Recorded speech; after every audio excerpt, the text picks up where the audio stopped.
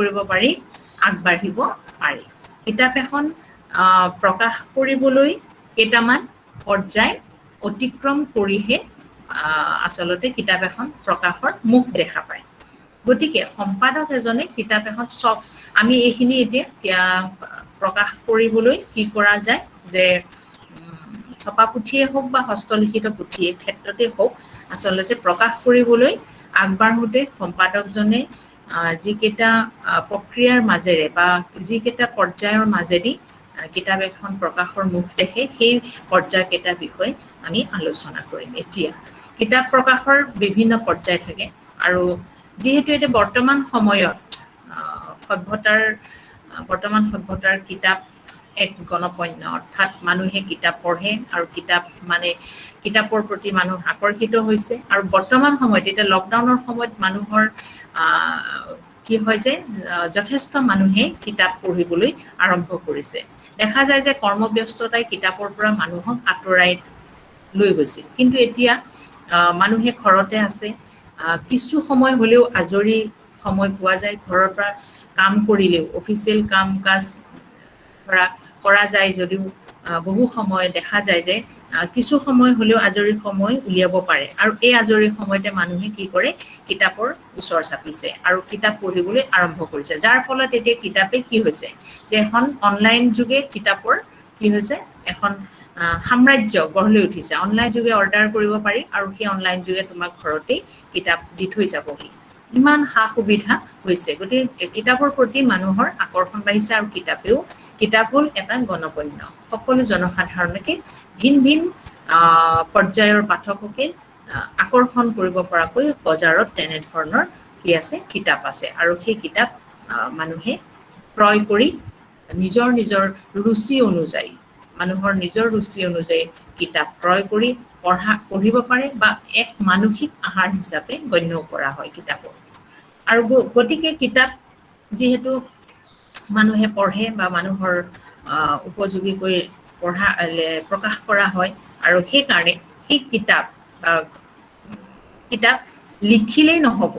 গতিকে তাক প্ৰকাশ কৰিব লাগিব আৰু প্ৰকাশ কৰিলেই নহ'ব তাক বিক্ৰী কৰিব লাগিব আৰু বিক্ৰী কৰিবলৈ হ'লে কি কৰিব লাগিব প্ৰকাশৰ ক্ষেত্ৰত কেইটামান কিতাপ যেতিয়া প্ৰকাশ কৰিব লাগিব বিক্ৰী কৰিবলৈ হ'লে প্ৰকাশ কৰিব লাগিব আৰু প্ৰকাশ কৰিবলৈ কেইটামান পৰ্যায়ৰ মাজেদি আগবাঢ়িব লাগিব আৰু সেইকেইটাই হ'ল পাণ্ডুলিপি সংগ্ৰহ পাণ্ডুলিপি সম্পাদনা আৰু তৃতীয়তে হ'ল অলংকৰণ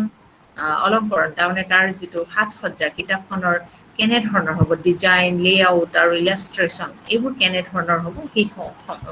সেইসমূহ তেনেধৰণে নিৰ্ধাৰণ কৰিব তাৰপিছতে মুদ্ৰণ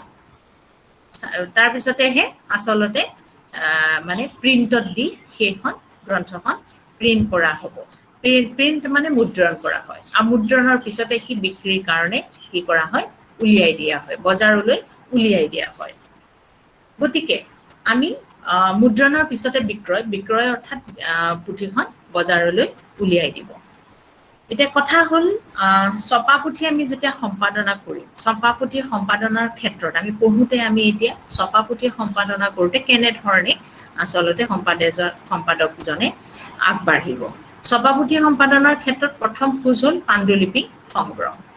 সম্পাদকজনে প্ৰথমে পাণ্ডুলিপি সংগ্ৰহ কৰিব কেনেধৰণে সংগ্ৰহ কৰিব সেই সম্পৰ্কেও আছে যে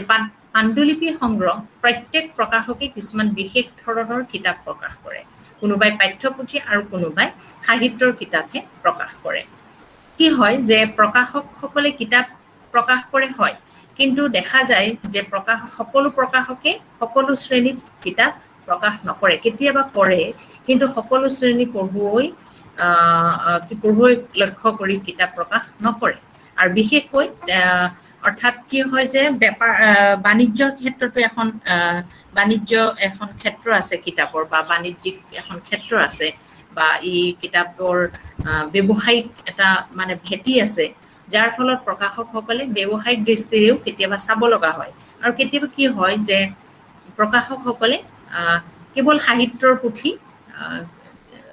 প্ৰকাশ কৰিলে তেওঁ সাহিত্য পুথিহে প্ৰকাশ কৰে আৰু কোনোবাজন প্ৰকাশকে কেৱল কিতাপ মানে পাঠ্যপুথিৰ কিতাপহে প্ৰকাশ কৰে তাৰ দুই ধৰণে প্ৰকাশক থাকে এছাম প্ৰকাশকে পাঠ্যপুথি প্ৰকাশ কৰে আৰু এছামে কেৱল সাহিত্যৰ কিতাপহে প্ৰকাশ কৰে। গতিকে এতিয়া সেই প্ৰকাশকসকলে যিসকলে সাহিত্যৰ কিতাপ প্ৰকাশ কৰে তেওঁলোকে ধৰা সাহিত্যৰ মানে লেখকসকলৰ ওচৰ চাপিব সাহিত্য সম্পৰ্কীয় পুথি প্ৰকাশৰ কাৰণে তেওঁলোকে বিশেষভাৱে গুৰুত্ব প্ৰদান কৰিব। আৰু কেতিয়াবা কি হয় যে কেৱল পাঠ্যপুথি কিতাপ পঢ়িব আৰু পাঠ্যপুথি তেনেধৰণৰ কিতাপ চৰকাৰীভাৱেই হওক বা ইউনিভাৰ্চিটি হওক কাউন্সিল এইসকলৰ সহযোগত পাঠ্যপুথি নিৰ্ধাৰণ কৰা হয় বা নিৰ্বাচন কৰা হয় আৰু সেই নিৰ্বাচিত পাঠ্যপুথি কি কৰা হয় প্ৰকাশৰ কাৰণে এটা নিৰ্দিষ্ট বা সেই প্ৰকাশক গোষ্ঠী এটাৰ ওচৰ চাপি তেনেধৰণে প্ৰকাশ কৰে। গতিকে এতিয়া আহোঁ যে আমি 3 প্ৰকাৰে পাণ্ডুলিপি সংগ্ৰহ কৰা হয়। 3 প্ৰকাৰে কেনেধৰণে পাণ্ডুলিপি সংগ্ৰহ কৰিব? প্ৰথম কথা হ'ল যে প্ৰতিষ্ঠিত যেতিয়া পাণ্ডুলিপি সংগ্ৰহ কৰিব প্ৰকাশকসকলে এজন সম্পাদক মানে কেতিয়াবা কি কৰা হয় নিয়োগ কৰে আৰু তেতিয়া সেই সম্পাদকজনে কি কৰে সেই নিৰ্দিষ্ট মানে বিভাগৰ বা নিৰ্দিষ্ট পাঠ্যপুথিয়ে হওক বা সাহিত্যৰ পুথিয়ে সম্পাদনা কৰাৰ ক্ষেত্ৰত আগবাঢ়ে। আৰু বিশেষকৈ প্ৰকাশকে কি কৰে যে প্ৰকাশক বা সম্পাদকে কি কৰে প্ৰতিষ্ঠিত লেখকৰ লগত যোগাযোগ কৰি সংগ্ৰহ কৰিব পাণ্ডুলিপি। প্ৰথম তেওঁ প্ৰতিষ্ঠিত সাহিত্যৰ ক্ষেত্ৰত প্ৰতিষ্ঠিত লেখক এজনৰ লগত যোগাযোগ কৰি সংগ্ৰহ কৰে। তাৰপিছত কম প্ৰতিষ্ঠিত লেখকৰ দ্বাৰাও প্ৰকাশকে কি হয় বহুত সময়ত কিতাপ লিখুৱায়, অনুপ্ৰাণিত কৰে, সাহস প্ৰদান কৰে যে আপুনি কিতাপ লিখক, আপোনাৰ কিতাপ মই প্ৰকাশ কৰিম। ধৰা প্ৰকাশকে হয়তো সেই লেখকৰ নিশ্চয় কিবা এটা প্ৰতিভা বা তেওঁ ব্যক্তিত্ব বা তেওঁ গুণ, তেওঁ লেখাৰ কৌশল বা লেখন কলাৰ যিটো ৰীতি সেই সম্পৰ্কে হয়তো তেওঁ জানে আৰু তেতিয়া কম প্ৰতিষ্ঠিত সমাজত হয়তো বৰ বেছি নাম নাই কিন্তু তেওঁ প্ৰকাশকে তেওঁক চিনি পায় বা জানে, তেওঁ লেখা পঢ়িছে আগতে আৰু তেওঁ লেখাৰ এক শক্তিশালী হয়তো বা মানদণ্ড আছে তেওঁ লেখাৰ। গতিকে তেনে লেখকৰ কম প্ৰতিষ্ঠিত বা সামাজিকভাৱে তেওঁ হয়তো প্ৰতিষ্ঠিত লেখক নহয় কিন্তু প্ৰকাশকে তেওঁক চিনি পায় বা জানে, গতিকে তেনেধৰণৰ লেখককো প্ৰকাশকে কি কৰে কিতাপ লিখাবলৈ মানে লিখিবৰ কাৰণে যোজা কৰে বা লিখিবলৈ তেওঁক অনুপ্ৰেৰণা যোগায় বা তেওঁক সাহস যোগায় বা আপুনি কিতাপ লিখকচোন, আপোনাৰ ইমান ভাল লেখা ময়ে প্ৰকাশ কৰিম, এনেধৰণে হয়তো উৎসাহিত কৰে। তাৰপিছত তৃতীয়তে হ'ল যে অজ্ঞাত লেখকে নিজে পঠিওৱা পাণ্ডুলিপিৰ পৰা মনোনীত কৰি পুথি ছপোৱা হয়। অজ্ঞাত লেখক মানে ধৰা যি লেখকে নিজে লিখি আছে, কোনেও নাজানে তেওঁক আৰু প্ৰকাশকেও চিনি নাপায় বা কোনো প্ৰকাশকৰ লগত ধৰা তেনেধৰণৰ যোগাযোগো নাই বা তেনেধৰণৰ চিনা পৰিচয়ো নাই কিন্তু বা হেৰিও নাই যে তেওঁ আগে পিছেও ধৰা বৰ বেছি লিখা প্ৰকাশ কৰা নাই বা সমাজেও তেওঁক নাজানে যিহেতু তেওঁ ইতিমধ্যে তেওঁ কিতাপ পত্ৰ প্ৰকাশ হৈ ওলোৱা নাই বা তেওঁ লেখা প্ৰকাশ হোৱা নাই। সেইকাৰণে তেনেকুৱা লেখকেও কেতিয়াবা কি হয় নিজে লিখে আৰু লিখি সেই পাণ্ডুলিপিটো কি কৰে মনোনীত কৰিবৰ কাৰণে নিজে পঠাই দিয়ে প্ৰকাশকৰ ওচৰলৈ আৰু যাতে মনোনীত কৰি ছপোৱা হয়, তেনেধৰণে তেওঁ প্ৰকাশকলৈ মানে বাৰ্তা প্ৰেৰণ কৰে। আৰু তেনেকৈও কেতিয়াবা সেই যদি মনোনীত হয় তেনেকুৱা পাণ্ডুলিপি অজ্ঞাত লেখকৰ পাণ্ডুলিপি যদি মানদণ্ড বিশিষ্ট হয় বা মানে প্ৰকাশৰ যোগ্য এখন গ্ৰন্থ বুলি ভবা যায় তেতিয়াহ'লে প্ৰকাশকে সেই গ্ৰন্থখনো প্ৰকাশ কৰিব। তাৰপিছত কোনো পাণ্ডুলিপি কেনেকৈ নিৰ্ধাৰণ কৰিব কেইটামান কথাত দৃষ্টি আৰোপ কৰিব লগা হয়। গতিকে কি কি দিশত আলোকপাত কৰিব পাৰি। সম্ভাৱ্য পাঠকে কিতাপখনত গুৰুত্ব দিবনে নিদিয়ে। এই যে যিকেইখন পাণ্ডুলিপি যেতিয়া সংগ্ৰহ কৰিলে প্ৰকাশকে কৰাৰ পিছত তেওঁ এইকেইটা দিশত তেওঁ লক্ষ্য ৰাখিব লাগিব। কাৰণ সেই কিতাপখন প্ৰকাশ কৰিলে নহ'ব, বজাৰৰ মূল্য কি পাবনে নাপায় বা সমাজত সেই কিতাপখনৰ গুৰুত্ব আছে নে নাই বা পাঠকে সেই কিতাপখন গুৰুত্ব দিবনে নিদিয়ে। পাঠকে গুৰুত্ব দিয়া মানে কিতাপখন বিক্ৰী হোৱা মানে তেওঁ যিখিনি খৰচ বহন কৰিছিল সেই কিতাপখন প্ৰকাশৰ কাৰণে সেইখিনিও যাতে ওলায়। গতিকে সেইকাৰণে কি হয় যে সেই দিশবোৰো তেওঁ চাব লগা হয়। পাঠক এজন প্ৰকাশকে কি হয় যে পাঠকে কিতাপখনত গুৰুত্ব দিবনে নিদিয়ে সেই কথাটোতো তেওঁ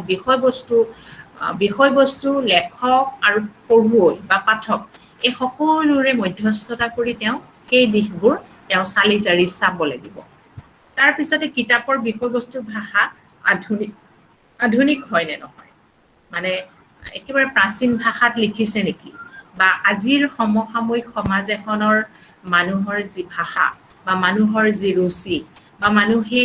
কি বিষয়বস্তুৰ প্ৰতি মানুহ আকৰ্ষিত, মানে এই ইত্যাদি কথাবিলাক জানিব লাগিব।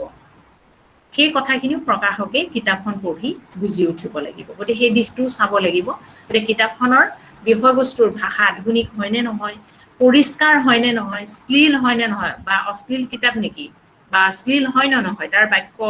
বা তাৰ বক্তব্য, বিষয়বস্তুৰ যি বক্তব্য বা তাৰ যি বক্তব্য প্ৰকাশ কৰিব খুজিছে সেই বক্তব্য শ্লীলতা আছে নে নাই ইত্যাদি কথাবোৰ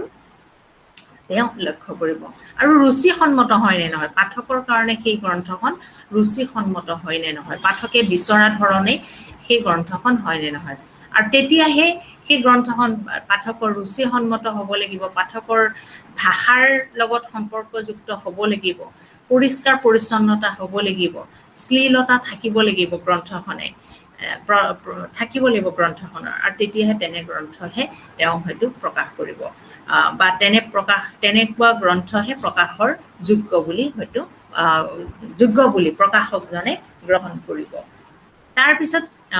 কিতাপখনৰ বিক্ৰী মূল্যৰ লগত উৎপাদন মূল্যৰ আশানুৰূপ পাৰ্থক্য থাকিব নে নাথাকে সেই কথাটো,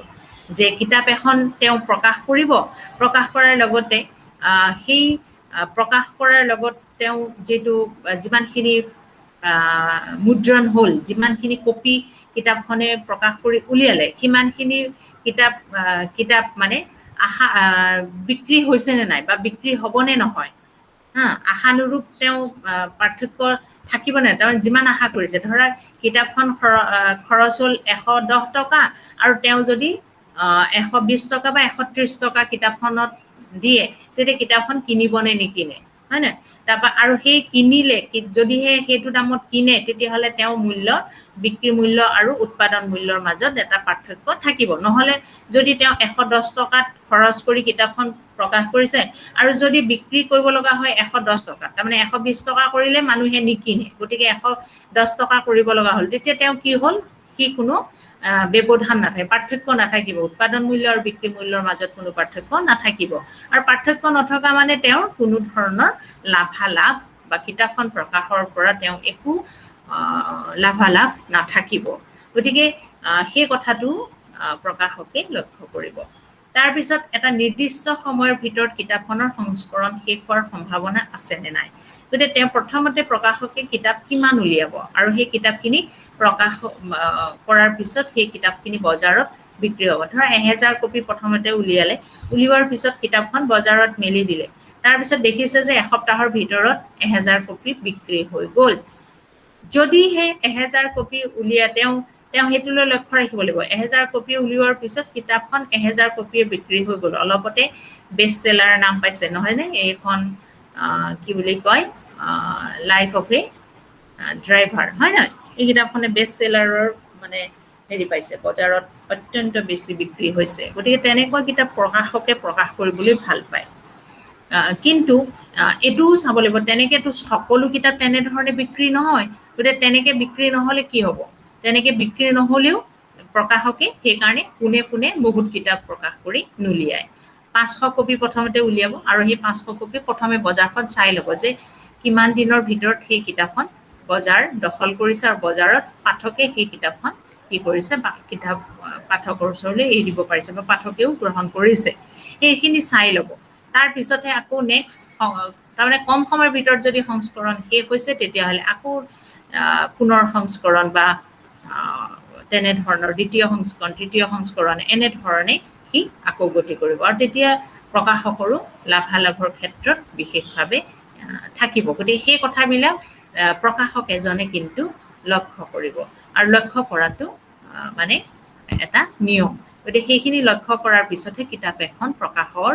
মুখ দেখে। গতিকে এইখিনি যদি চুব নোৱাৰে, এই প্ৰক্ৰিয়াকেইটা বা এই প্ৰক্ৰিয়াৰ মাজেৰে যাওঁতে যদি কিতাপখন তাত মানে সেই তোলাচনীত যদি উঠিব পাৰিছে, তেতিয়াহে সেই গ্ৰন্থখন কি হ'ব, মানে প্ৰকাশৰ মুখ দেখিব।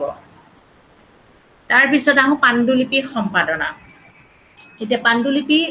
তাৰপিছতে আমি পাণ্ডুলিপি সংগ্ৰহ কৰিলে প্ৰকাশকে, তাৰপিছত সংগ্ৰহ কৰাৰ পিছত তেওঁ নিৰ্বাচন কৰিলে যে পাণ্ডুলিপিটো গ্ৰহণ বৰ্জন এই গোটেই দিশবোৰ চালে যে বজাৰ দখল কৰিব নে নকৰে, বা পাঠকে গ্ৰহণ কৰিব নে নকৰে ইত্যাদি গোটেই দিশবোৰ চোৱাৰ পিছত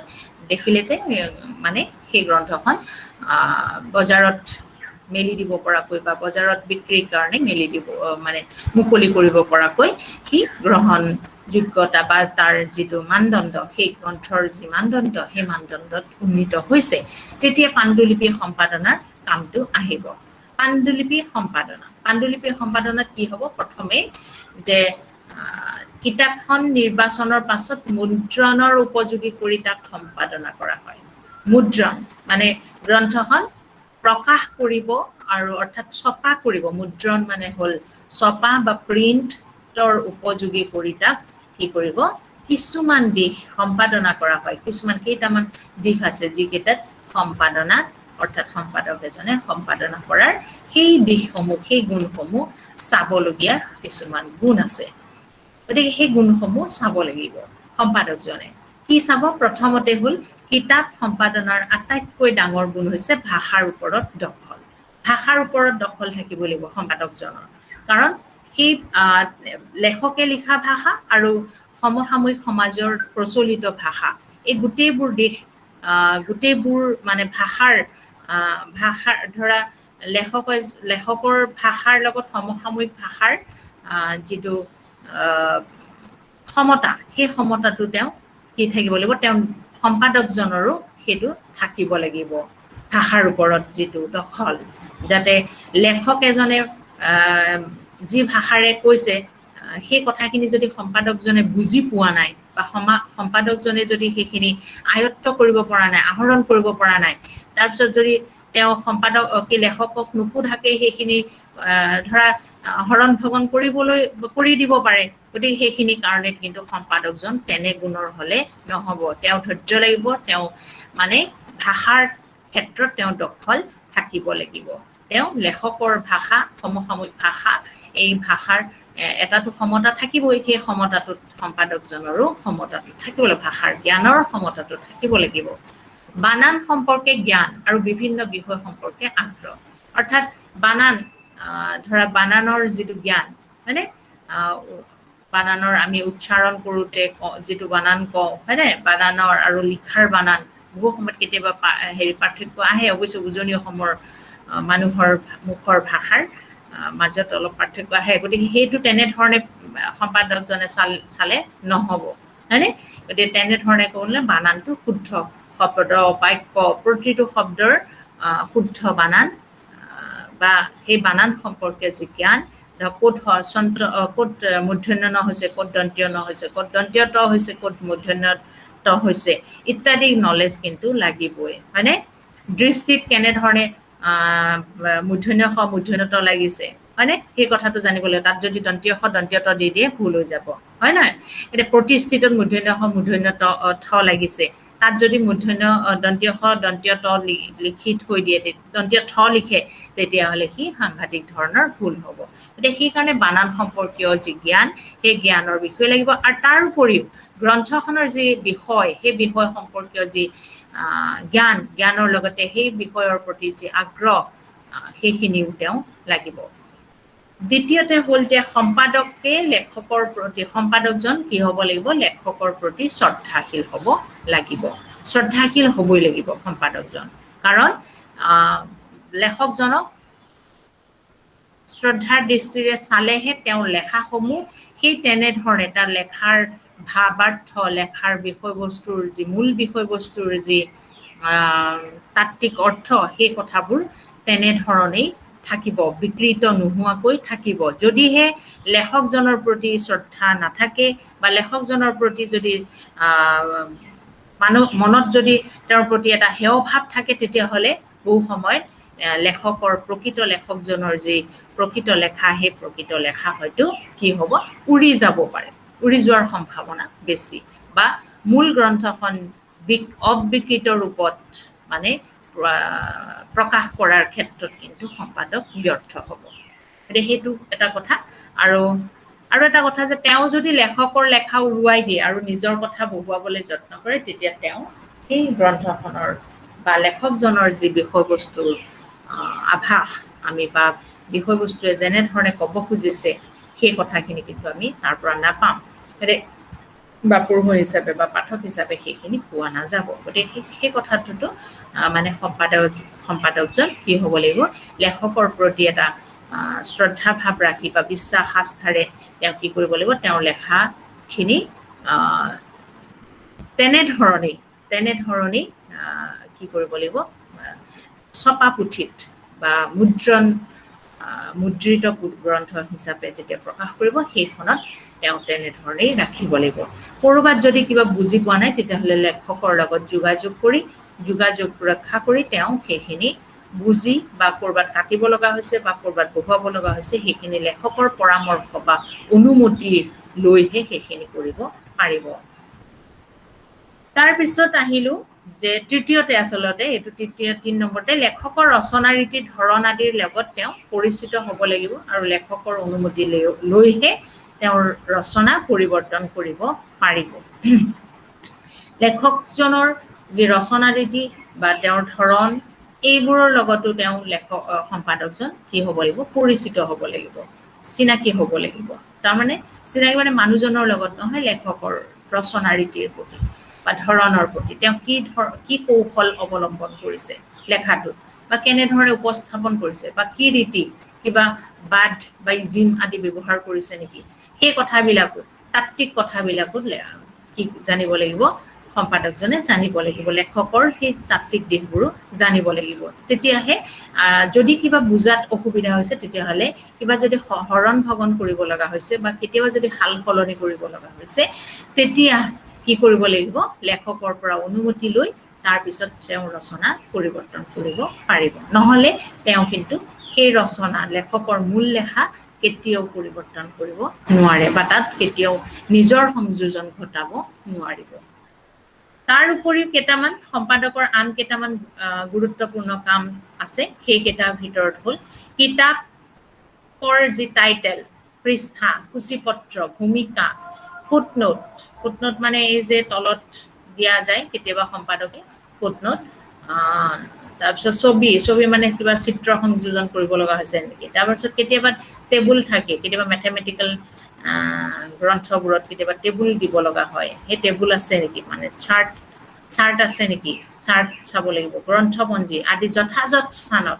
যি স্থানত যেনেধৰণে থাকিব লাগে সেই স্থানতহে দিয়াটো উচিত। নহ'লে কি হ'ব পাৰে, কেতিয়াবা কি হয় যে সেইবোৰেও কেতিয়াবা গ্ৰন্থখনৰ মানে যিটো আৱৰণ বা গ্ৰন্থখনৰ যিটো গোটেই গ্ৰন্থ বুলি কোৱা যিটো ৰূপ, সেই ৰূপটোত কেতিয়াবা কি হৈ যায় যে পাঠকে গ্ৰহণ কৰাত কেতিয়াবা কি হৈ যায় যে মানে যথাযথভাৱে যদি সেইখিনি দাঙি নধৰে বা গ্ৰন্থপঞ্জীয়ে হওক, টেবুল, চাৰ্ট এইবোৰত যাতে ক'তো খুঁত নৰয় বা নিখুঁতভাৱে সি উপস্থাপিত হয় সেই কথাটোলৈ সম্পাদকে চকু দিব লাগে। নহ'লে পাঠক বা পঢ়ুৱৈ সেই তেনেকুৱা ধৰা কি বুলি কওঁ বিসদৃশ তেনেকুৱা গ্ৰন্থ গ্ৰহণ কৰিবলৈ হয়তো কুণ্ঠাবোধ কৰিব বা তেতিয়া বিক্ৰী নহ'লেই গ্ৰন্থখন পঢ়ি ৰ'ব। গতিকে সেই কথাবোৰ যেতিয়া সম্পাদক এজনে গ্ৰন্থ এখন প্ৰকাশ কৰিব, সেই প্ৰকাশৰ বাট দেখা গ্ৰন্থখনৰ যাতে সকলো দিশতেই যাতে কি হয়, নিখুঁত হয়, তাৰ প্ৰতি লক্ষ্য ৰাখি এই দিশবোৰ ধৰা টাইটেল, পৃষ্ঠাবোৰ ঠিকমতে হৈছেনে নাই, টাইটেলটো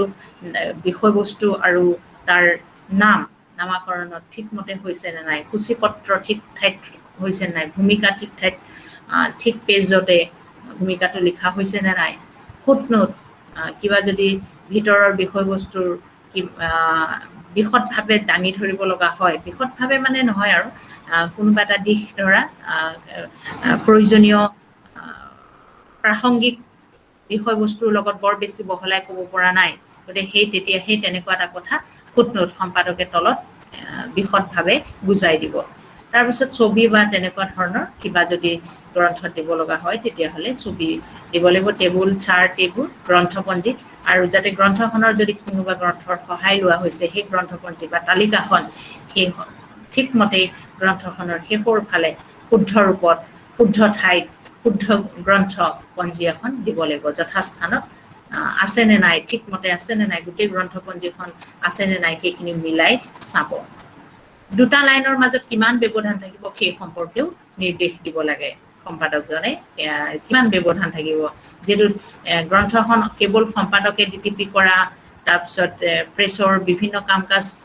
কেৱল সম্পাদকেতো নকৰে, সেইখিনি কোনে কৰিব, বেলেগ বেলেগ ভিন ভিন মানুহে কৰিব নহয় জানো, ডিটিপি কৰা প্ৰুফটো অৱশ্যে সম্পাদকে চাব, কিন্তু বেলেগ বেলেগ কাম কৰিব, গতিকে সেইখিনি মানুহে যাতে গ্ৰন্থখনৰ ক'তো তেনেকুৱা ধৰণৰ দুটা লাইনৰ মাজত কিমান ব্যৱধান থাকিব লাগিব, বা ইটো লাইনৰ ওপৰত সিটো লাইন জাপ খাই গৈছে নেকি, এই কথাবিলাকো কি কৰিব চাব, নহ'লে গ্ৰন্থখনৰ মূল কথাখিনি প্ৰকাশত সি ব্যাঘাত জন্মাব, বা মূল কথাবোৰ পঢ়িব নোৱাৰিব, মানুহে পাঠকে পঢ়িব নোৱাৰিব। সেইকাৰণে গ্ৰন্থখন যাতে খুব সুন্দৰভাৱে হয় নাই, সেই কথাটোলৈ লক্ষ্য ৰাখিব। তাৰপিছতে তৃতীয়তে হ'ল সম্পাদকে প্ৰুফ চোৱাৰ নিয়ম, প্ৰুফটো সাধাৰণতে সম্পাদকজনে চাব, আৰু প্ৰথম প্ৰুফ সম্পাদকে আৰু দ্বিতীয় প্ৰুফ লেখকে চাব। প্ৰথমতে সম্পাদকজনে চাব প্ৰুফটো, চোৱাৰ পিছত লেখকক জমা দিব, আৰু লেখকজনে সেইখিনি খুব ভালদৰে চাব, আৰু নিজে কেনেধৰণে কোন শব্দ কেনেধৰণৰ শব্দ ব্যৱহাৰ কৰিছে শব্দবোৰ, বা বাক্য গাঁথনিত ক'ৰবাত শব্দ ৰৈ গৈছে নেকি, বা শব্দ কেতিয়াবা বানানত ভুল হৈছে নেকি, বা শব্দবোৰ তেওঁ কোৱা শব্দটো তাত নাই নেকি, বা নিৰ্মাণ কৰা নিজেও কেতিয়াবা শব্দ নিৰ্মাণ কৰি লয় লেখকসকলে, সেই শব্দ ক'ৰবাত সম্পাদকে কাটি দিলে নেকি ইত্যাদি, সেই দিশবোৰো চাব। সেইকাৰণে লেখকজনক প্ৰুফটো চাবলৈ দিয়া হয়। তাৰপিছত তৃতীয়বাৰৰ যেতিয়া মেকআপ, অৰ্থাৎ গোটেই কভাৰ বা গোটেই গ্ৰন্থখন এটা ৰূপ ওলাব, সেইখিনি গোটেই মেকআপ প্ৰুফ এইখিনি একেবাৰে চূড়ান্তভাৱে যিখিনি সংশোধন থাকে সেইখিনিও মন কৰি সম্পাদকজনে চাব, চোৱাৰ পিছত প্ৰিণ্ট কৰিবৰ কাৰণে বা মুদ্ৰণৰ বাবে অৰ্ডাৰ দিব। এইখিনি হ'ল ছপাপুথি সম্পাদনাৰ ক্ষেত্ৰত সম্পাদকজনে ল'বলগীয়া বা তেওঁৰ দায়িত্ব বা তেওঁ কৰিবলগীয়া এইখিনিয়ে হ'ল কাম। তাৰপিছত আৰু কেইটামান দিশ আছে যে আমাৰ কেতিয়াবা প্ৰশ্ন আহে প্ৰুফ ৰিডিঙৰ কথালৈ, প্ৰুফ ৰিডিঙৰ ক্ষেত্ৰতো সম্পাদকজনে কেইটামান দিশত সাৱধান হ'ব লগা হয়, সাৱধান হোৱাৰ প্ৰয়োজন হয়, গতিকে সেই সম্পৰ্কে মই অকণমান ক'ব খুজিছোঁ। কি ক্ষেত্ৰত তেওঁ প্ৰুফ ৰিডিং যেতিয়া কৰি থাকিব তেতিয়া কি দিশত চাব, ভুল জ্যোতিচিহ্ন, ক'ত ভাৱবোধক চিন, ক'ত জ্যোতি, ক'ত কমা, ক'ত দাঢ়ি, এই ইত্যাদিবোৰ ক'ত কেনেধৰণে বহিব লাগে সেই সম্পৰ্কে কিন্তু সম্পাদকজনৰ জ্ঞান থাকিব লাগিব জ্যোতিচিহ্ন সম্পৰ্কে, আৰু সেই জ্যোতিচিহ্নবোৰ যাতে ক'তো কেনেবাকে ভুল জ্যোতিচিহ্ন নবহে গ্ৰন্থখনত, সেইটোত তেওঁ প্ৰথমেই সেইটোত দৃষ্টি দিব। তাৰপিছত ভুল বানান যাতে ক'তো ভুল নহয়, বানান মানে শব্দবোৰৰ যাতে ক'তো ভুলকে নহয় সেই কথাটো তেওঁ লক্ষ্য কৰিব। কেতিয়াবা একেখন কিতাপতে বেলেগ বেলেগ বানান লিখা হয়, সেইটো উচিত নহয়, মানে ধৰা দৃষ্টিটো এঠাইত দৃষ্টি লিখিলে আকৌ এঠাইত বেলেগকে লিখিলে, গতিকে সেইটো হ'লে নহ'ব। দৃষ্টি যেনেধৰণে দিয়া হৈছে তেনেধৰণেই হ'ব লাগিব। উভুটা হৈ থকা আখৰ বা অপ্ৰয়োজনীয় কেতিয়াবা শব্দ সোমাই যায়, ডিটিপি কৰোঁতে চাপ খাই যায় বা ওপৰতে জাপ খাই যায়, কিবা কাৰণত চিলেক্ট হৈ যায়, কিবা হয়, গতিকে সেই তেনেকুৱা আখৰ কেতিয়াবা উভুটা হৈ থাকে আখৰ, মোৰে হৈছিল আগৰটো পিপিটি বনাওঁতে তেনেকৈ এখন তাৰমানে জাপ খাই গ'ল, আৰু সেইটো ওপৰলৈ আহি গ'ল, এটা ওপৰলৈ গৈছে এটা তললৈ গৈছে, তেনেকুৱা হৈছে। তাৰপিছত অপ্ৰয়োজনীয় শব্দ কেতিয়াবা জাপ খাই যায়হি, সেইবোৰো চাব লাগিব। অতিৰিক্ত কোনো আখৰ আছে নেকি, অতিৰিক্ত কোনো আখৰ মানে তাত লিখা হৈছে নেকি, শব্দবোৰত অতিৰিক্ত আখৰ যোগ হৈছে নেকি, সেই কথাটো সম্পাদকজনে চাব। আখৰবোৰ চাব, উভুটা হৈ আছে নেকি, অপ্ৰয়োজনীয় কিবা শব্দ আখৰ এইবোৰ সোমাইছে নেকি সেইটো চাব। তাৰপিছত অতিৰিক্ত কিবা আখৰ আছে নেকি সেইটো চাব তেওঁ। তাৰপিছত এটা শব্দৰ বিভিন্ন আখৰৰ মাজত যদি কিবা প্ৰয়োজনীয় ব্যৱধান নাথাকে তেতিয়াহ'লে সেইটো নাথাকে, যাতে শব্দৰ বিভিন্ন আখৰৰ মাজত প্ৰয়োজনীয় ব্যৱধান যাতে নাথাকে সেই কথাটোত তেওঁ লক্ষ্য কৰিব। এটা শব্দৰ বিভিন্ন আখৰৰ মাজত প্ৰয়োজনীয় ব্যৱধান নাথাকে, তাৰমানে ধৰা প্ৰয়োজনীয় ব্যৱধান মানে ধৰা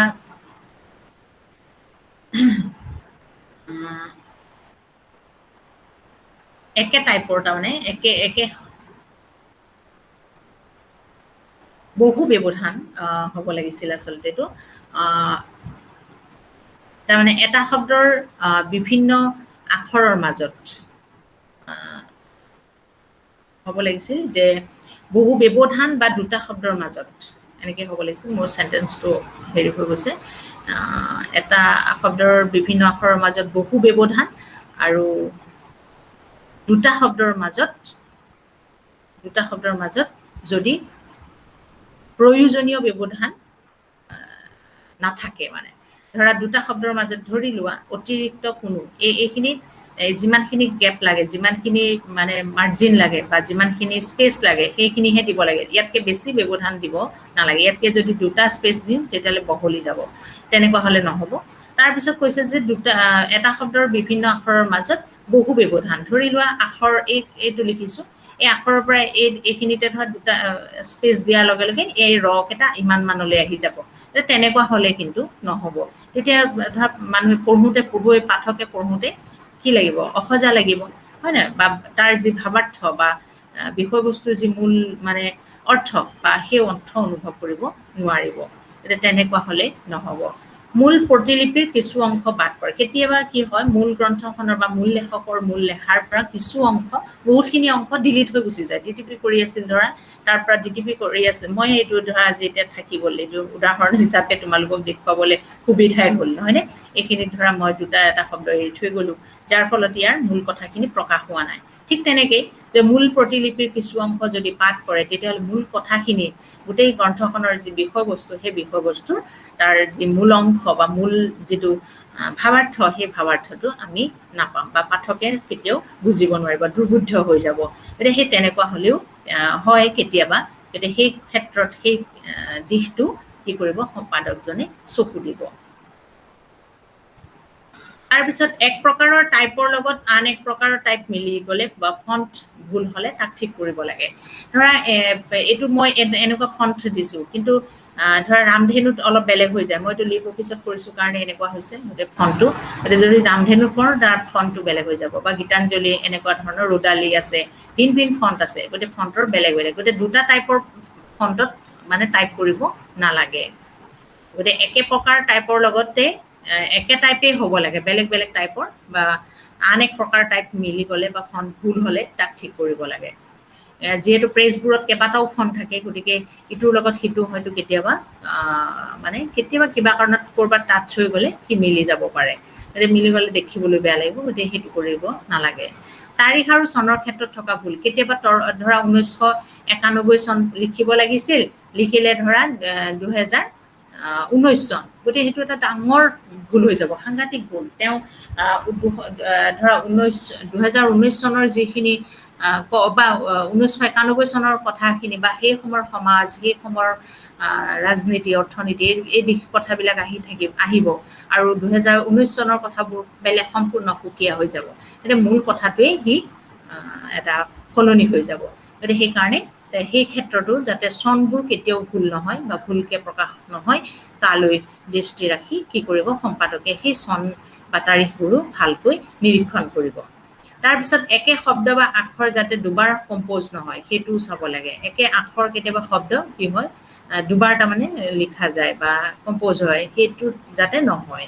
উদ্ধৃতি চিহ্ন বহুৱা, উদ্ধৃতি চিহ্ন য'ত লাগে তাত উদ্ধৃতি চিহ্নটো দিব লাগিব। প্ৰয়োজনীয় ক্ষেত্ৰত ইটালিক কৰা, য'ত প্ৰয়োজন হৈছে তাত ইটালিক কৰিব লাগিব। ইটালিক জানা নহয়, ইয়াৰে ধৰা মই এইটো ফন্টটো কৰিব খুজিছোঁ, এই ফন্টটোকে ইটালিক কৰিলে ইটালিক হৈ যাব। এই তেনেকুৱা ধৰণে ইটালিক কৰিব লগা হ'ব পাৰে কেতিয়াবা। ধৰা সেইটো ইটালিক কৰা মানে সেই বিষয়টোক মানে কি কৰা হয়, মানে পাঠকৰ ক্ষেত্ৰতো ধৰা সি দৃষ্টি দিব, এইটো ইটালিক কৰিছে মানে চকু আন আখৰৰ লগত সেই আখৰকেইটা নিমিলে। ধৰি লোৱা প্ৰয়োজনীয় ক্ষেত্ৰত ইটালিক কৰা, এই ইটালিক শব্দটোকে যদি মই ইটালিক কৰি দিওঁ তেতিয়া কি, তাৰমানে এইটোতে আমি বেছিকৈ দৃষ্টি দিম নহয় জানো, আমাৰ তাৰমানে এইটোক বুজোৱা গৈছে, তাৰমানে এইটোক জোৰ দিয়া হৈছে কথাটো। গতিকে তেতিয়া সেই কথাটো মানুহে পাঠকে মানে সেইটোত লক্ষ্য ৰাখিব। সেইকাৰণে ইটালিক কৰা, বোল্ড কৰা এই কথাটোত বিশেষভাৱে ডিটিপি কৰি যাওঁতে সেইখিনিত বিশেষভাৱে গুৰুত্ব দিব লাগে। তাৰপিছত প্ৰয়োজন সাপেক্ষে পৰিচ্ছেদ সলনি কৰা, আৰু কেতিয়াবা যদি পৰিচ্ছেদ সলনি কৰিব লগা হয়, পেৰেগ্ৰাফ চেঞ্জ বা এনেকুৱা ধৰণৰ যদি অনুচ্ছেদ সলনি পৰিচ্ছেদ সলনি কৰিব লগা হয়, সেইবোৰো কি কৰিব সম্পাদকে কৰিব পাৰে বা সেইবোৰ কৰিব লগা হ'লে কৰিব। পৃষ্ঠাৰ ভুল নম্বৰ সংশোধন কৰা, এই পৃষ্ঠাৰ সন্মুখত যে থাকিব যিবোৰ পৃষ্ঠা নম্বৰ দিয়া আছে সেইবোৰ যদি ক'ৰবাত ভুল হৈছে সেইবোৰ তেওঁ সংশোধন, সেইটোও চাব লাগিব। আৰু মাৰ্জিনৰ কাৰণে প্ৰয়োজনীয় ঠাই এৰি দিয়া, মাৰ্জিন থাকিব লাগিব, কিমানৰ পৰা কিমান মাৰ্জিন, সেই মাৰ্জিনটো এটা নিৰ্দিষ্ট হেৰি থাকে, পৰিসংখ্যাগত এটা মান থাকে, সেই মানত তেনেধৰণে মাৰ্জিনটো কৰিব লাগে। গতিকে এজন সম্পাদকে মুদ্ৰণ বা গ্ৰন্থ এখন প্ৰকাশৰ বা সম্পাদকজনে সম্পাদনা কৰি প্ৰকাশ কৰি উলিয়াবলৈ যেতিয়া আগবাঢ়িব, সেই তেতিয়া সম্পাদকজনে কি কৰিব, মুদ্ৰণ প্ৰমাণ চোৱাৰ পৰা বানান, শব্দ চয়ন, বাক্য গঠন আদি চোৱাৰ দায়িত্ব তেওঁই পালন কৰিব। গতিকে এইখিনি হ'ল সম্পাদক এজনৰ দায়িত্ব বা কাম, প্ৰধান কাম, ছপা পুথি প্ৰধান কাম। এতিয়া আমি হস্তলিখিত পুথি সম্পাদনা। হস্তলিখিত পুথি সম্পাদনা বুলি কোৱাৰ লগে লগে কি হয় যে হাতে লিখা পুথি কেনেধৰণে সম্পাদনা কৰিব। হাতে লিখা প্ৰায় একেই কথাখিনি, হাতে সম্পাদনা, পাণ্ডুলিপি সম্পাদনা মই ইতিমধ্যে যিখিনি কথা কৈছোঁ সেইখিনি হস্তলিখিত পুথি সম্পাদনাৰ ক্ষেত্ৰতো প্ৰায় একেই, খালি অকণমান আমি হস্তলিখিত পুথি সম্পাদনাৰ ক্ষেত্ৰত পদ্ধতিগতভাৱে কেইটামান দিশ কেনেকৈ কৰিব সেই সম্পৰ্কে কম। অৱশ্যে সেইখিনি তেওঁ আগৰ যিখিনি আমি ছপা পুথিৰ সম্পাদনা ক্ষেত্ৰত কৈছোঁ, সেই ক্ষেত্ৰত ধৰা ছপা কেনেধৰণে কৰে সেইখিনি কৈছোঁৱে। ছপাৰ যেতিয়া কাৰণে তাক পঠাব বা ছপা কৰাৰ ক্ষেত্ৰত প্ৰুফ চোৱা, কিবা চোৱা, এই কথাখিনি আহি যায়। কিন্তু হস্তলিখিত পুথি এখনত প্ৰুফটো কেনেকৈ চাব, হয় নহয়, হাতে লিখা গ্ৰন্থ এখনত প্ৰুফটো কেনেকৈ চাব। ধৰি লোৱা পুৰণি যদি পুথি হয়, ধৰা বৰ্তমান সময়ত হাতে লিখা পুথি এখনত বৰ বেছি অসুবিধা নাই, যিখিনি আমি এতিয়া ইতিমধ্যে কৈছোঁ সেইখিনি দিশেই লক্ষ্য কৰিলেই হ'ল। কিন্তু যদি পুথিখন কিছুদিনৰ আগৰ হয়, লেখকজন যদি বৰ্তমান নাই, তেতিয়াহ'লে তেওঁৰ সেই গ্ৰন্থখন আমি কেনেধৰণে সম্পাদনা কৰিম বা সম্পাদনা কৰাৰ সম্পাদকজনে কেনেধৰণে আগবাঢ়িব, এই ইত্যাদি কথাবোৰ আহি পৰিব। কেতিয়াবা হস্তলিখিত পৰম্পৰাত পুথিৰ পাঠত সোমাই পৰা প্ৰচুৰ পৰিমাণৰ বিকৃতিয়ে মূল গ্ৰন্থৰ প্ৰকৃত ৰূপ সলনি কৰি পেলায়। অৰ্থাৎ কেতিয়াবা কি হয় যে হস্তলিখিত পৰম্পৰা, ধৰা এতিয়া আজিকালিহে ছপা হৈছে নহয় জানো, ছপা হোৱাৰ আগলৈকে মানুহে কি লিখিছিলে, হাতেৰে লিখিছিল কিতাপবোৰ। মানে হাতে লিখা কিতাপবোৰ যেতিয়া কি হয় যে কিতাপখন হাতে লিখিলে, ধৰি লোৱা কোনোবা এজন লেখকে হাতে লিখিলে, হাতে লিখাৰ পিছত তেওঁ ইমান কষ্টকৰ কামটো আৰু বাৰে বাৰেতো হাতে লিখি নাথাকিব সেইখনকে চাই চাই। গতিকে তেতিয়া কি কৰিব, তেতিয়া হস্তলিখিত সেই পুথিখন কাৰোবাক ধৰা প্ৰয়োজন হ'ল, তেতিয়া তেওঁ নি কি কৰিব, তেওঁ ঘৰলৈ লৈ যাব, এটা পৰম্পৰা লৈ উঠিল। তাৰমানে তেওঁ লৈ যোৱাৰ লগে লগে তেওঁ ঘৰত নি তেওঁ সেই পুথিখন নকল কৰিব নহয় জানো, নকল কৰাৰ লগে লগে তাৰমানে সেইটো এটা পৰম্পৰা, তেওঁৰ গ্ৰন্থখন তেওঁ লিখিলে, তেওঁৰ পৰা তেওঁ লিখিলে, তেওঁৰ পৰা তেওঁ লিখিলে, এটা পৰম্পৰা গঢ়ি উঠিল, হয় নহয়। হস্তলিখিত পৰম্পৰা কি হ'ব, পুথিৰ পাঠত কেতিয়াবা কি হয় সোমাই পৰা প্ৰচুৰ পৰিমাণৰ বিকৃতিয়ে। এই যে আমি অলপ আগতে ক'লোঁ যে ছপা পুথি এখন সম্পাদনা কৰিবলৈ যাওঁতেই সম্পাদকজনে কি কৰে, লেখকজনৰ গ্ৰন্থখনক বহুত সময়ত যেতিয়া ডিটিপি কৰিলে নহয় জানো, বেলেগ এজনে ডিটিপি কৰিলে, ডিটিপি কৰোঁতে তেওঁ ধৰা চিনি নাপালে বা কেতিয়াবা শব্দটো ধৰিব পৰা নাই, গতিকে অনুমানতে কেতিয়াবা কি কৰিলে লিখি গুচি গ'ল, হয় নহয়। কিন্তু হাতে লিখাটো ঠিক একেই। হাতে লিখাত কি হ'ল যে পিছত কি হ'ল সভাপুথিখনত সম্পাদকজনে সেই প্ৰুফ ৰিডিং কৰিলে, সম্পাদকে কৰিলে, সম্পাদকৰ পিছত আকৌ লেখকে কৰিলে যাতে বিকৃত নহয়, যাতে সম্পাদকে ক'ৰবাত যদি নেদেখিলে এৰি থৈ গ'ল সেইটো আকৌ লেখকজনে সেইটো ঠিক ঠাক কৰি দিলে, নহয় জানো? কিন্তু হস্তলিখিত পুথিত কি হ'ল যে এজনে লিখিলে, লিখোতে ঠিকেই লিখিলে তেওঁ, কিন্তু তেওঁৰ পৰা নিয়াজনে দুই এটা হয়তো হাতে লিখা হৈছে, গতিকে আখৰ চিনি পোৱা নাই বা কিবা হৈছে, ধৰিব নোৱাৰিলে বা শব্দটো অৰ্থ উপলব্ধি কৰিব পৰা নাই, শব্দটো হয়তো শুনা নাছিল তেওঁ, হয় নাই? যাৰ ফলত তেওঁ কি হ'ল যে নিজে বুজা শব্দ এটা ভৰাই দিলে তাত। আকৌ সিজনে তৃতীয়জনে যেতিয়া লিখিলে তৃতীয়জনেও আকৌ সেই ধৰিব নোৱাৰি আকৌ এটা ভৰালে, চতুৰ্থজনে ভৰালে। এনেধৰণে কি হ'ল এটা পৰম্পৰাত পুথিৰ পাঠত কি কৰিলে প্ৰচুৰ পৰিমাণৰ বিকৃতি শব্দৰ বা বিভিন্ন পৰিচ্ছেদ হ'ব পাৰে, হয় নাই? এনেধৰণে বিভিন্ন কি হ'ব পাৰে বিকৃতি মূল গ্ৰন্থৰ সোমাই পৰিলে, আৰু সেই মূল গ্ৰন্থত সেই বিকৃতি সোমাই পৰাৰ লগে লগে মূল গ্ৰন্থখনৰ যি প্ৰকৃত ৰূপ সেই প্ৰকৃত ৰূপ সলনি হৈ পৰিল। আৰু তাৰ ফলত কি হ'ল যে মূল গ্ৰন্থখনৰ যি বিষয়বস্তু বক্তব্য বা তাত প্ৰতিফলিত মূল লেখকৰ ব্যক্তিত্ব বা তৎকালীন সামাজিক সাংস্কৃতিক আৰু ঐতিহাসিক যি পটভূমি সেই পটভূমিও কি হৈ পৰিল ধূসৰ হৈ পৰিল, নুবুজা সাঁথৰ হৈ পৰিল, হয় নাই? বা অস্পষ্ট হৈ পৰিল। সেই কথাখিনিৰ কাৰণে কি হ'ল হস্তলিখিত পুথিৰ সম্পাদনাৰ ক্ষেত্ৰত কিছু বিশেষ নিয়ম আছে। গতিকে সেই বিশেষ নিয়মনো কি আচলতে?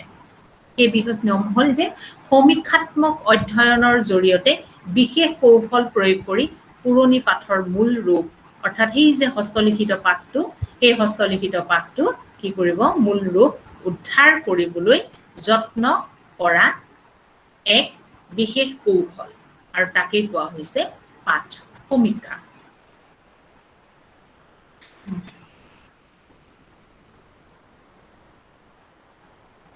হস্তলিখিত পুথি সম্পাদনাত সমীক্ষাত্মক পাঠ অধ্যয়নকাৰীৰ সন্মুখত এটা নিৰ্দিষ্ট উদ্দেশ্য থাকে, অৰ্থাৎ সম্প্ৰেৰণ প্ৰক্ৰিয়াত দূষিত হোৱা গ্ৰন্থ আদিৰ পাঠ যিমান দূৰ সম্ভৱ মূল পাঠৰ ওচৰ চপাকৈ উদ্ধাৰ কৰাটোৱে হৈছে সমীক্ষাত্মক পাঠ অধ্যয়নৰ মুখ্য উদ্দেশ্য। অৰ্থাৎ সমীক্ষাত্মক পাঠ অধ্যয়নত আমি অলপ আগতে ক'লো নহয়, সমীক্ষাত্মক পাঠ অধ্যয়নৰ এক বিশেষ কৌশল, আৰু সেই বিশেষ কৌশলৰ জৰিয়তে পুৰণি পাঠ কি কৰা হয়, পুৰণি পাঠ কি কৈছে সমীক্ষাত্মক অধ্যয়নৰ জৰিয়তে বিশেষ কৌশল প্ৰয়োগ কৰি পুৰণি পাঠৰ মূল ৰূপ উদ্ধাৰ কৰিবলৈ যত্ন কৰা হয়, নহয় জানো? গতিকে যত্ন কৰা হয়, তাৰমানে কি কৰা হয় যে সমীক্ষাত্মক অধ্যয়নৰ জৰিয়তে এই যিটো মূল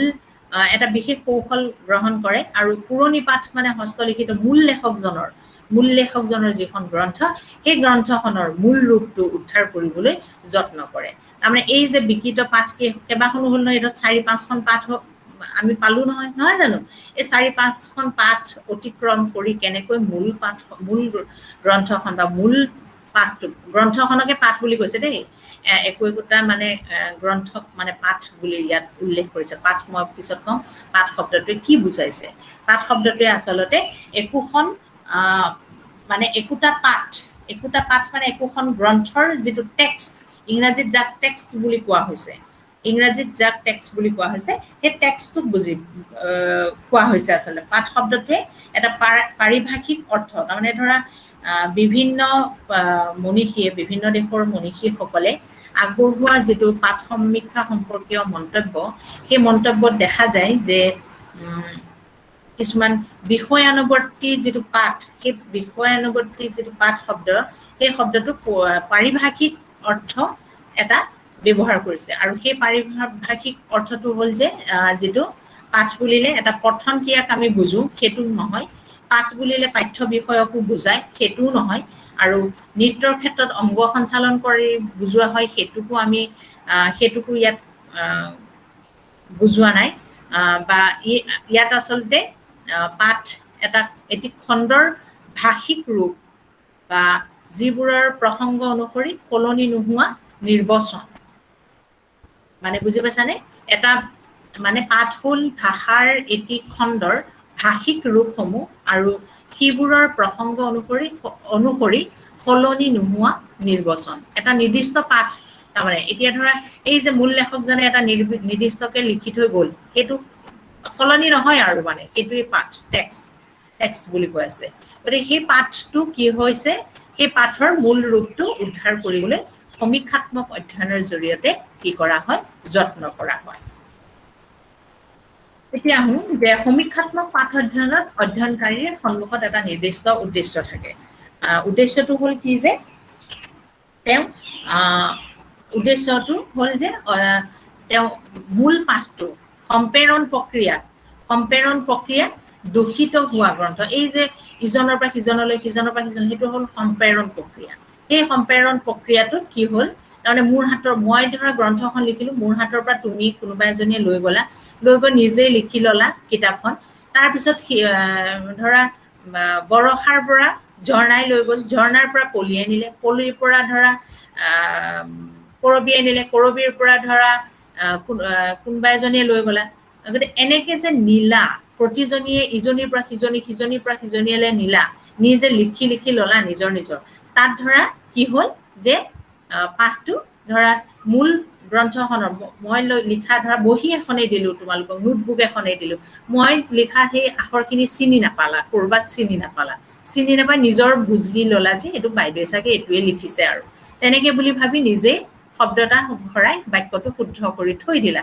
তাৰপিছত আৰু এজনীয়ে নিলে তাইৰ পৰা ঝৰ্ণাৰ পৰা সেই বহীখন পলিজ্যোতিয়ে লৈ গ'ল পলিজ্যোতিয়ে নিয়াৰ পিছত ঝৰ্ণাই যিখন লিখিছিলে ঝৰ্ণাৰো কেতিয়া কোনোবা এটা আখৰ ধৰা হেৰি হ'ল অভাৰলেপিং হ'ল বা কিবা হ'ল ধৰিব পৰা নাই এইটো চাগে চেণ্টেন্সটোৰ লগত খাপ খাই এটা বাইক শব্দ নিজেও ভৰাই দিলে তাৰপিছত আৰু বিকৃত অৰ্থাৎ মোৰ বহীখনে কি হ'ল ঝৰ্ণাৰ ওচৰত এটা বিকৃত ৰূপ ল'লে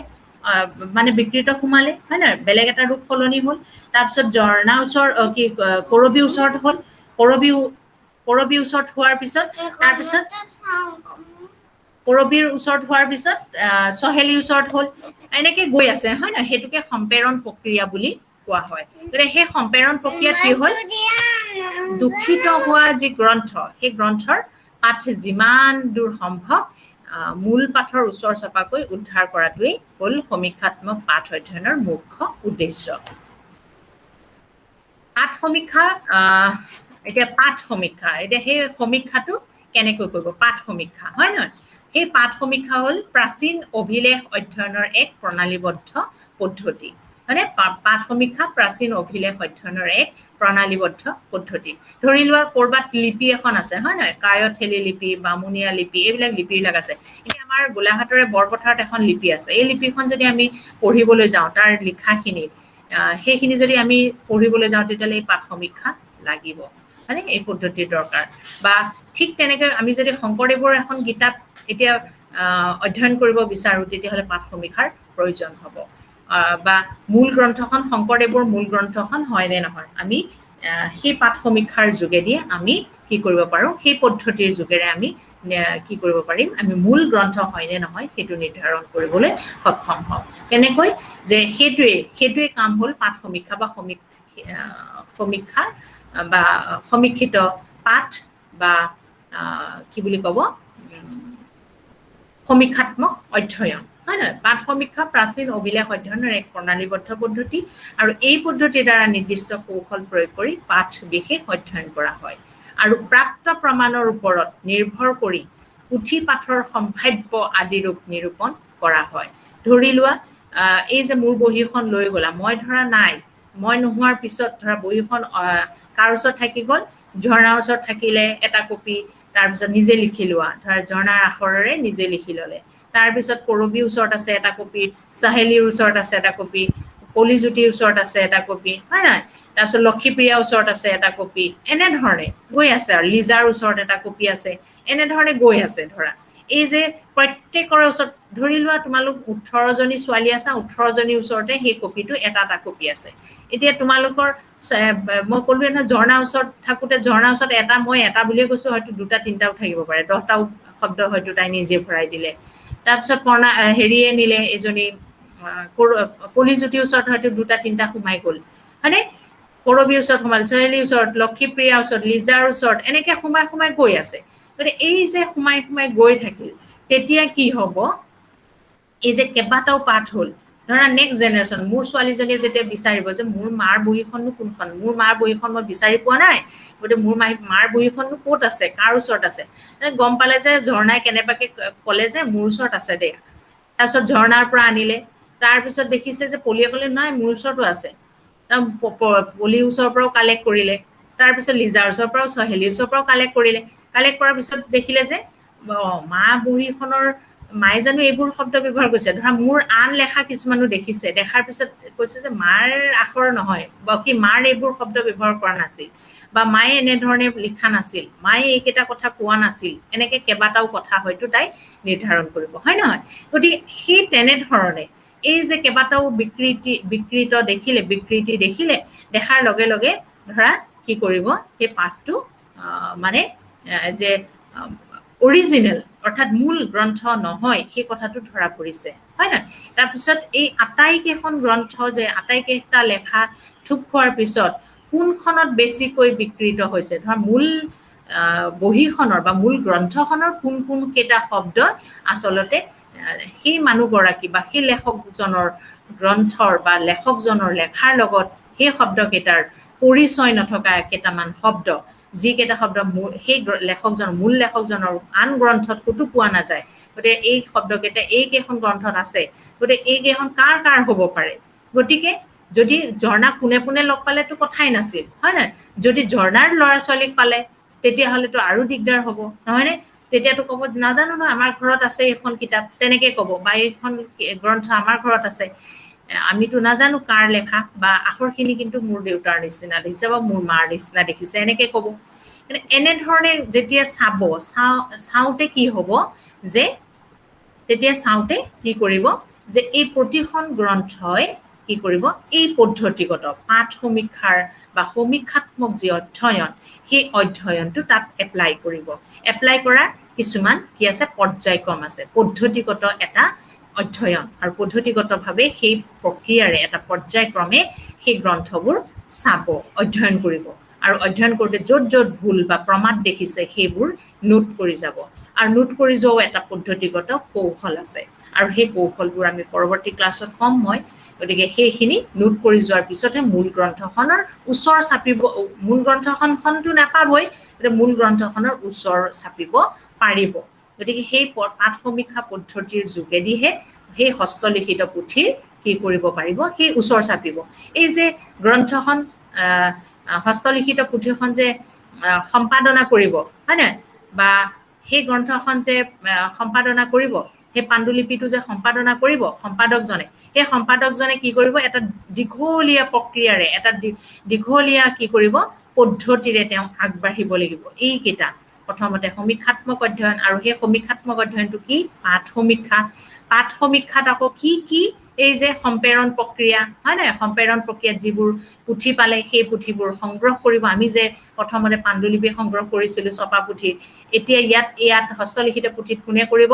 সম্পাদকজনে সেইবোৰ বিভিন্ন ঠাইৰ পৰা, মানুহৰ ঘৰৰ পৰা, মানুহৰ নামঘৰৰ পৰা, মানুহৰ পুৰণি পুথিবিলাকেহে সাধাৰণতে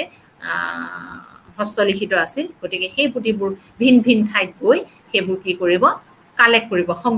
সংগ্ৰহ কৰি একে থাপে থোপ কৰি নিজৰ ঘৰলৈ লৈ আহিব। লৈ অহাৰ পিছত সেইবোৰ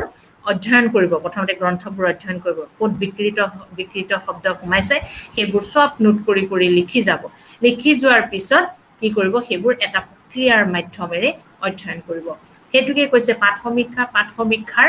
কি হৈছে, ই এক প্ৰাচীন অভিলেখ অধ্যয়নৰ এক প্ৰণালীবদ্ধ পদ্ধতি, আৰু এই পদ্ধতিৰ দ্বাৰা নিৰ্দিষ্ট কৌশল প্ৰয়োগ কৰি পাঠ বিশেষ অধ্যয়ন কৰা হয়, আৰু প্ৰাপ্ত প্ৰমাণৰ ওপৰত নিৰ্ভৰ কৰি পুথি পাঠৰ সম্ভাৱ্য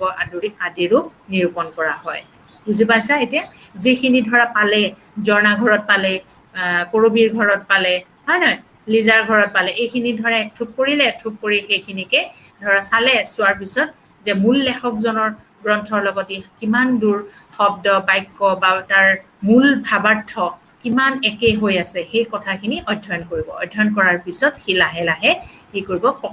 এটা প্ৰক্ৰিয়াৰ মাজেৰে সি মুদ্ৰণৰ যিটো বাট বা সেই মুদ্ৰণৰ বাটত আগবাঢ়িব। গতিকে পাঠ সমীক্ষা হৈছে যিমান দূৰ সম্ভৱ মূল ৰূপৰ ওচৰ চপাকৈ গ্ৰন্থকাৰ পাঠ উদ্ধাৰ হ'ব লাগিছিল, এইটো ভুল হৈছে, পাঠ উদ্ধাৰ কৰি উলিওৱাৰ এক প্ৰণালীবদ্ধ কৌশল। এতিয়া বুজি পাইছা পাঠ সমীক্ষা কি হ'ল যে যিমান দূৰ সম্ভৱ মূল লেখকজনৰ গ্ৰন্থখন বিচাৰি উলিওৱাটো কি হ'ল বিচাৰি উলিয়াই তাৰ সেই পাঠ উদ্ধাৰ কৰি মূল গ্ৰন্থকাৰৰ বা মূল গ্ৰন্থকাৰজনৰ যিখন মূল গ্ৰন্থ সেই মূল গ্ৰন্থখনৰ ওচৰ চপাকৈ কি কৰা পাঠ বিচাৰি উলিওৱা এক প্ৰণালীবদ্ধ কৌশল পাঠ সমীক্ষা সম্পৰ্কে কেইটামান সংজ্ঞা আগবঢ়াইছে আমি সেইকেইটা কৈ আজি ক্লাছটো সামৰিম পৰৱৰ্তী ক্লাছত পিছৰখিনি আমি আলোচনা কৰিম পাঠ সমীক্ষাৰ সংজ্ঞা আগবঢ়াইছে পোষ্ট গেটে তেওঁ কৈছে যে কোনো পাঠৰ মূল ৰূপ নিৰ্ধাৰণৰ বাবে কৰা মানুহৰ বুদ্ধি আৰু প্ৰজ্ঞাৰ পদ্ধতিগত অনুশীলনকে পাঠ সমীক্ষা বোলা হয় পোষ্ট গেটে কৈছে যে কোনো পাঠ এটা যেতিয়া মূল ৰূপ নিৰ্ধাৰণ কৰিব বা নিৰ্ধাৰণৰ বাবে মানুহৰ বুদ্ধি লগাব লাগিব প্ৰজ্ঞা বা জ্ঞানেৰে পদ্ধতিগতভাৱে অনুশীলন কৰি পাঠ এটা উদ্ধাৰ কৰাটোৱে হ'ল পাঠ সমীক্ষা আৰু পল মাছে কৈছে যিমান দূৰ সম্ভৱ মূলৰ নিকটতম পাঠ এটা প্ৰস্তুত কৰাই পাঠ সমীক্ষাৰ প্ৰধান কাম ধৰি লোৱা এতিয়া শংকৰদেৱৰ ধৰা অনুদিত দশমখন হয় নহয় অনুদিত দশমখন এতিয়া ছপা হৈ ওলালে আৰু এতিয়াতো ছপা হৈ ওলোৱাৰ পিছত যদিও কিন্তু আমি চাব পাৰোঁ ছপা হৈ ওলালে বজাৰত কিন্তু ভিন সম্পাদকে সম্পাদনা কৰিছে সেই দশমখন যদি আমি চাওঁ কিন্তু আমি কি দেখিম যে বেলেগ মানুহৰ হাতত ভিন ভকতে লৈ গৈছিল বেলেগ সময়ত হয় না ভিন ঠাইত যেতিয়া তেওঁ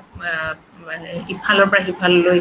অসমৰ ইমূৰৰ পৰা সিমূৰলৈ ধৰ্ম প্ৰচাৰ কৰি ঘূৰি ফুৰিছিল সেই সময়ত সেই গ্ৰন্থখন ধৰা তেওঁ একোটা অধ্যায় অনুবাদ য'তে কৰিছে ততেই ধৰা পাঠ কৰিছে বা শুনিছে মানুহে তাৰপিছত তেওঁৰ ওচৰৰ পৰা সেইখন লৈ গৈ নিজেই এখন নকল কৰিছে গতিকে এই এনেধৰণে নকল কৰোঁতে বহুত কপি অসমত এতিয়া দশমৰ কপি বহুত প্ৰত্যেকখন সত্ৰ নামঘৰ মানুহৰ ঘৰত দশমৰ হয়তো লিখিত বা লিপিৰ আকাৰতে এতিয়াও থাকিব মানে প্ৰাচীন সাঁচিপুটীয়া পুথিত এতিয়াও দশম ওলাব সেই দশমখন কিন্তু এতিয়া যদি আমি চাওঁ কোনখননো শংকৰদেৱে লিখা কিন্তু উলিয়াব নোৱাৰিম আমি কাৰণ এই পাঠ সমীক্ষাৰ যোগেদিহে আমি গৈ সেই পাঠ এটা উলিয়াব পাৰিম বা বৰ্তমান সময়ৰ এতিয়াও যদি আমি কালি পেপাৰখন ধৰা অহা কাইলৈ পেপাৰ এখন ওলাব হয় নাই বাতৰি কাগজখন সেই বাতৰি কাগজৰ কাৰণে লেখা কিছুমান দিলে হয়নে লেখা কিছুমান ভিন ঠাইৰ পৰা খবৰ বাতৰি আহিল সেইখিনি সম্পাদকৰ হাতত পৰিল সম্পাদকে ডিটিপি কৰিবলৈ দিলে প্ৰেছত তাৰপিছত সেইখিনি ডিটিপি কৰিছে বেলেগ কৰ্মচাৰীয়ে কাম কৰি আছে তাৰপিছত লিখি যাওঁতেও কিছুমানে প্ৰুফ চাই গৈছে ধৰা তাৰপিছত সম্পাদকৰ ওচৰলৈ আহোঁতে বহুত কেইটা শব্দ বিকৃত খেলি মেলি হৈছে সোমাইছে ওলাইছে মূল লেখাৰ পৰা তাৰপিছত সেইবোৰ